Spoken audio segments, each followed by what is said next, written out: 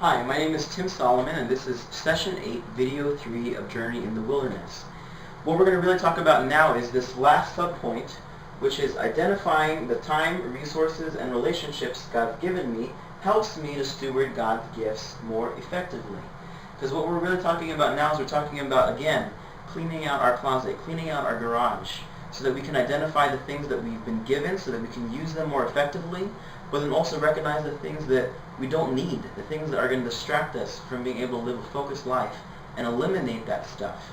So one of the ways that we do that is by using this evaluation template, this yearly evaluation template. And the very first thing that's on here, it talks about life roles, okay? So before you get into this, a little bit of a background on why I started developing it. In 2009, I was going through this really rough patch in my relationship with God, and one of the things I wanted to do as I started 2010 was go, okay, so life right now sucks, but it always hasn't sucked. It hasn't always sucked. What are some things that were consistent in my life in the past that helped me to know that this is how I could grow in my relationship with God when life didn't suck? What are the things that I need to do so that my life does not suck anymore, so that I can get out of this place of hating God and hating God's people and back into a place where I can have hope for the future. That's really what it came down to. So I started with this daily template, which eventually became a weekly and a monthly template, and then eventually a yearly one. But the whole principle of it is the habit of reflection. At some point in time, we need to take time to think about the things that God has given to us, and we need to do this regularly so that we can take note of the things that we need to do to either improve or continue doing or get rid of. There's another template that maybe that I might put it up on the website. It's we do this in the Army. It's called the After Action Review. But you also do this, you should do it pretty much for any organization. You should evaluate. You should evaluate where you are so that you can identify the things that you're doing well, so you can thank God for those things, so you can celebrate that stuff, the things that you need to improve on, so that way you're not blind or ignorant to the things that are going to prevent you from continuing to improve or get better, and then also recognize the things that you just need to get rid of. So as we're doing this yearly evaluation template, we're taking the time to take a look at our life for a long period of time, for a whole year. And what we're going to do is we're going to look at who are we? Who are you right now? What kind of time are you spending? What is your time spent doing? What are you spending your resources on? And then how are those relationships affected in those areas that you spend your time and resources? Who do you have relationships with in the places that you spend a lot of your time and resources? That's what we're doing in this yearly evaluation template. We're trying to identify who we are. So when you look at that first part, the life roles, it has some different things here. Father, mother, disciple, teacher, sibling, mentor, mentoree, student, friend, servant, daughter, son. These are just some examples. You can put down whatever you really want that helps you to identify or just define for yourself who you are. If you are a student, then hopefully maybe one of the things you might be able to put down is you just put down in the role, student. Long-term goal. What might that be? Well, you know, I am a student, and one of the long-term goals that I have for me as a student is to graduate. Or maybe for some of you, and maybe even for myself, it's to pass this semester, or to pass the next exam that I have on Monday, right? So as we look at what our life role is, what are the goals that we want to have in this particular life role? We spend a significant amount of time and resources in this area. What are the things that we want to do in this? And then a projected completion date. When is that going to end? Okay. I think I'm not sure if it's in this one or if it's in the next one, but I think it is in the next one. I think it's in session 9.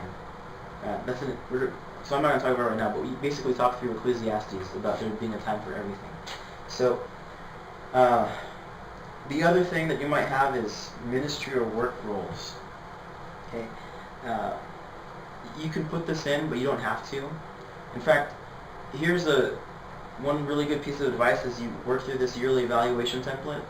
Don't put a ton of things, because if you do, you will kill yourself, because it's impossible to spread yourself thin. You do not want to spread yourself thin. You want to be focused. And the only way that you can live a focused life is by not making it impossible for yourself to function in all these different ways that you might want to. You can function in a lot of ways that are good, but they might not be beneficial for you, and they might compete with each other. So you need to recognize that. You might need to recognize that if you are the president and CEO of McDonald's and the president and CEO of Burger King, then you're going to have some issues, because those are two competing food chains and they sell the same product, and it's not going to mesh well. They're not going to blend well together. So figure that out in your own life.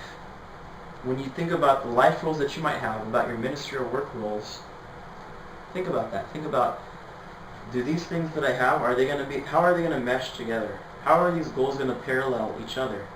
If they don't, then maybe you need to rethink some parts of your life. Okay? You know, for some of you that might be going through this, that are in the second half of your life, where part of who you have been in the past, you need to redefine. This is a great thing to do.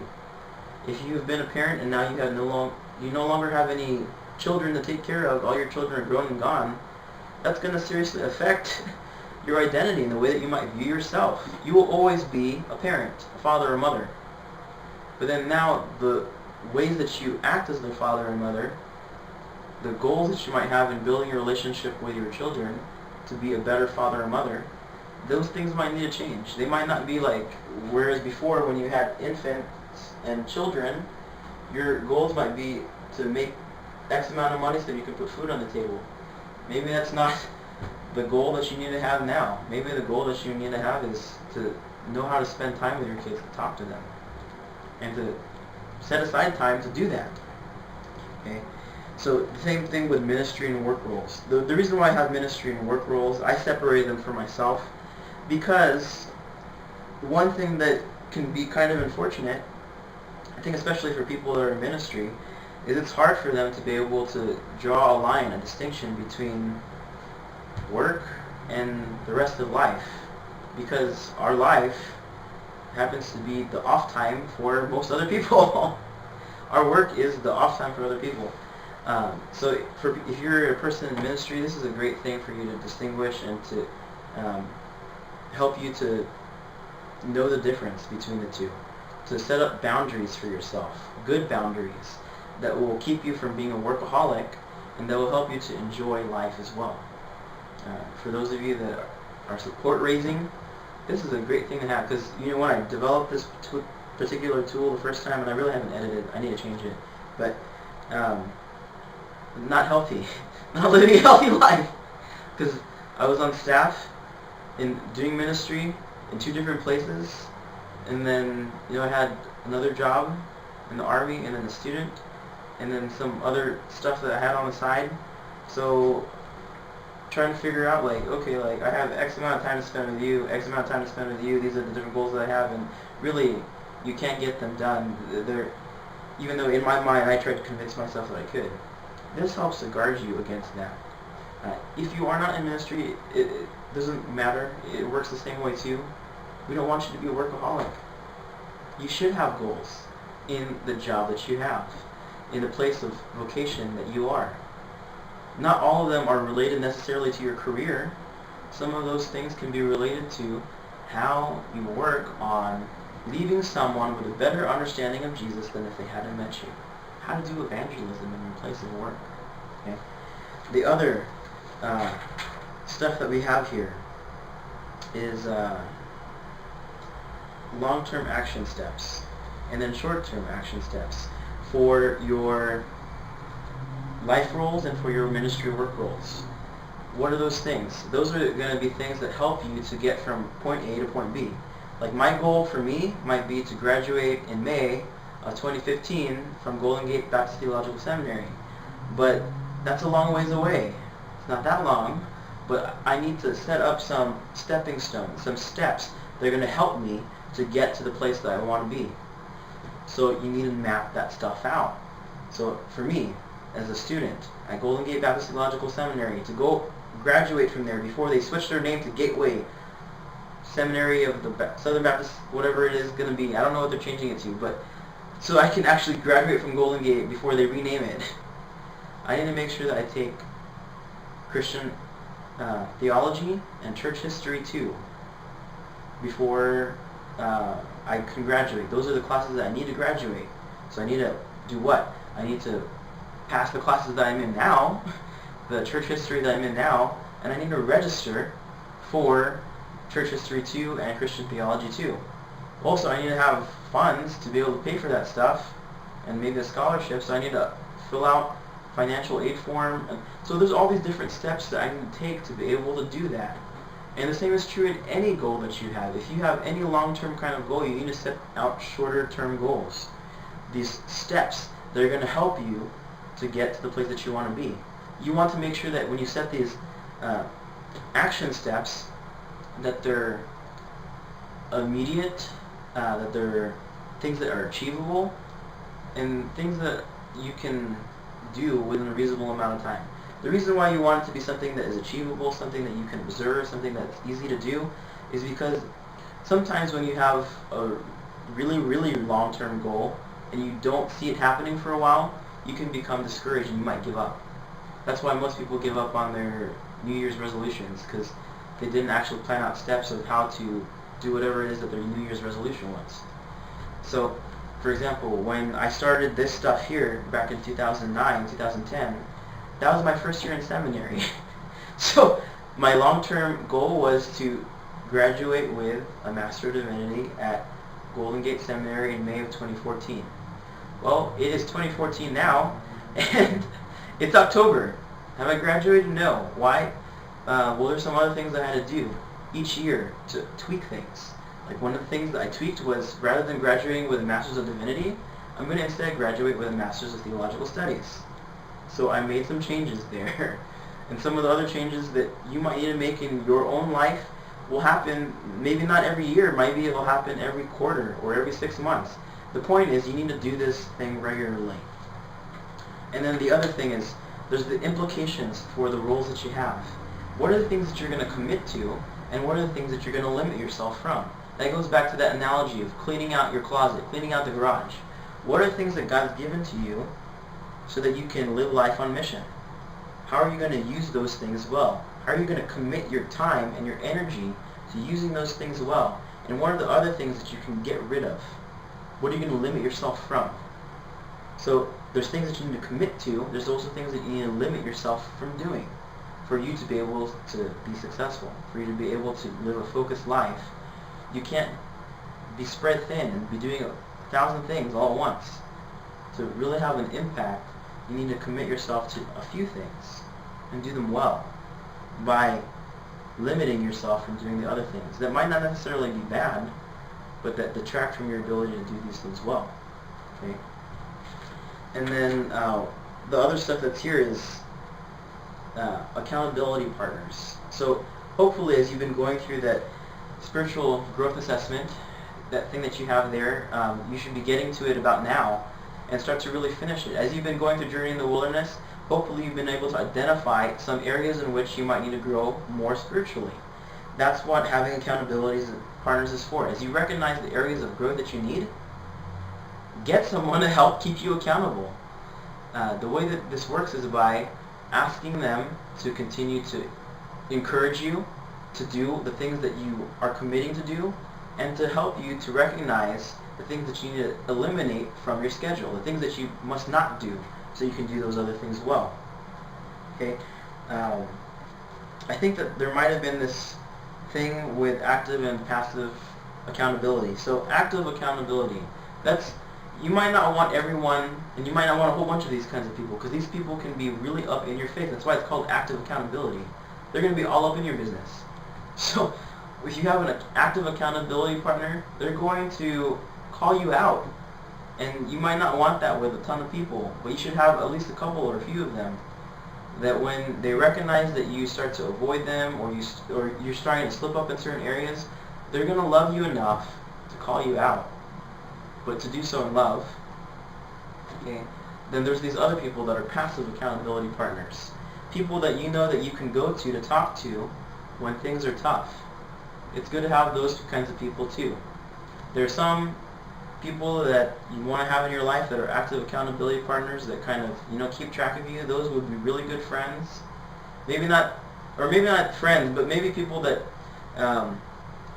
here's the thing, another thing about accountability is hopefully these people are people that have maybe the same struggle as you, the active accountability partners, because they are a little bit more mature than you in this area. They have that a little bit better on lockdown than you do.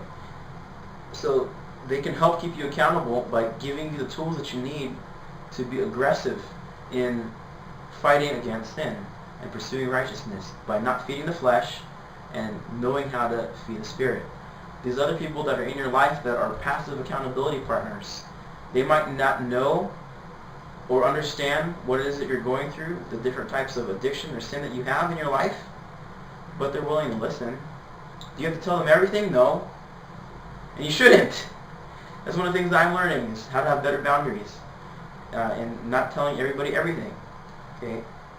You have those people in your life because they'll be there to listen. And hopefully as you have the opportunity to speak, just having that person there, knowing that you can trust them, will be encouraging for you, but then also they'll help you to listen to yourself so you can figure out what to do. Okay? The other part, the last part, is the life-centering practices. These are just some things, and it has a list of stuff that you can do that you should probably incorporate into your life on a regular basis. Not just on a yearly basis, but maybe even on a weekly basis. But some of the things that are listed here are worship times. Okay? Times where you carve out time in your week to just worship God.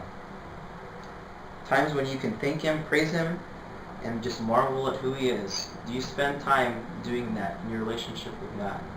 You should, because too often we as believers spend most of our time in the this is what I need, this is what I want, the supplication part, right?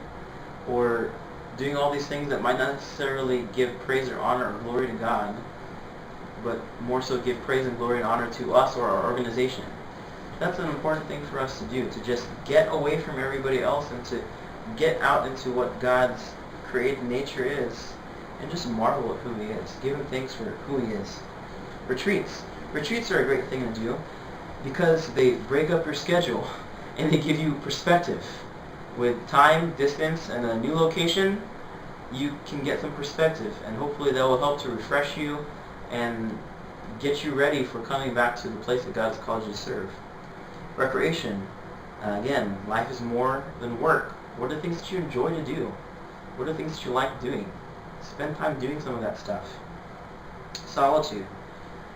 Spending time away from others, but then spending that time alone with God and seeking Him out in His Word. Spending time in prayer. You need to do that. What are some hobbies that you have? So here's another thing that you might be able to do. Here's another way of doing all of this stuff, if this helps you. Okay. So again, it's another circle, but it's called the 3 circles.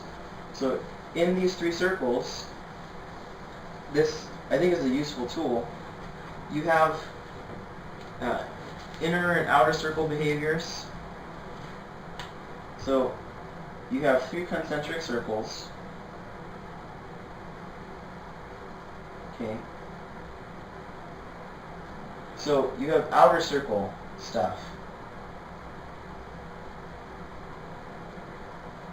In your outer circle, you want to put down the things that you enjoy, the things that are good for you. Some of those things might be spending time with friends.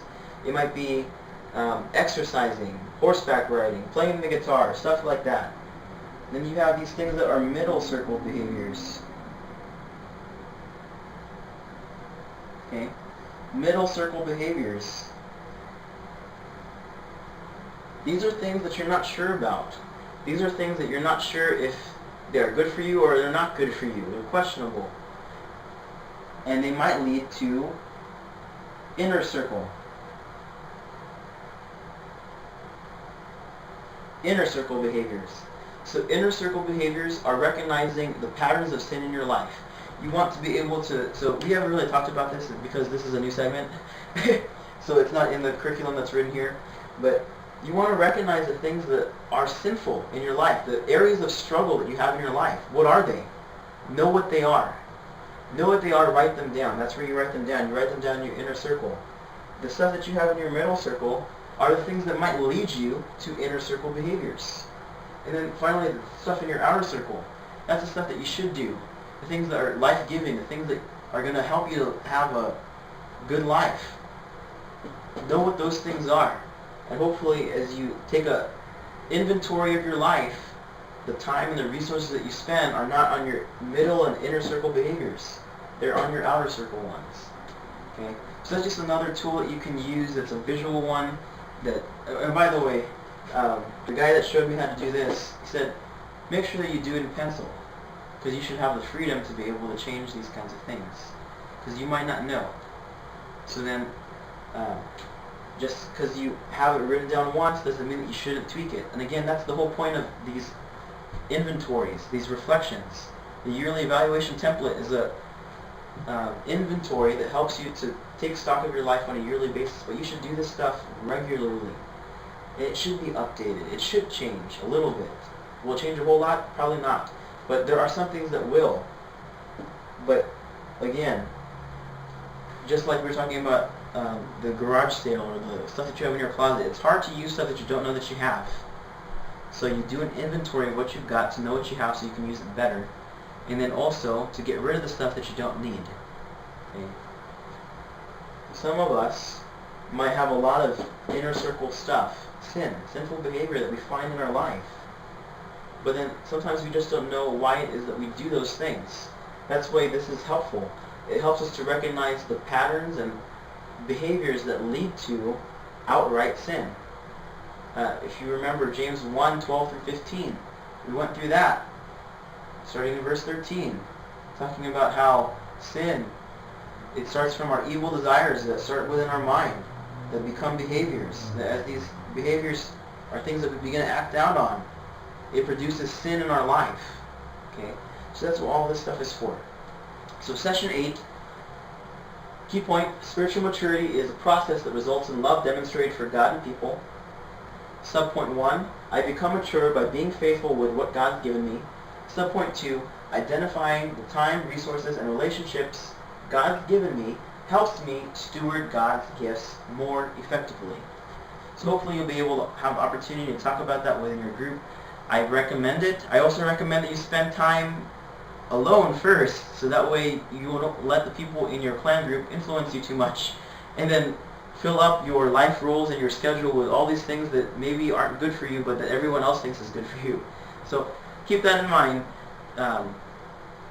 Look out for people that you can have as active accountability partners and passive ones. People that will help you to guard your time, to help you to live a focused life.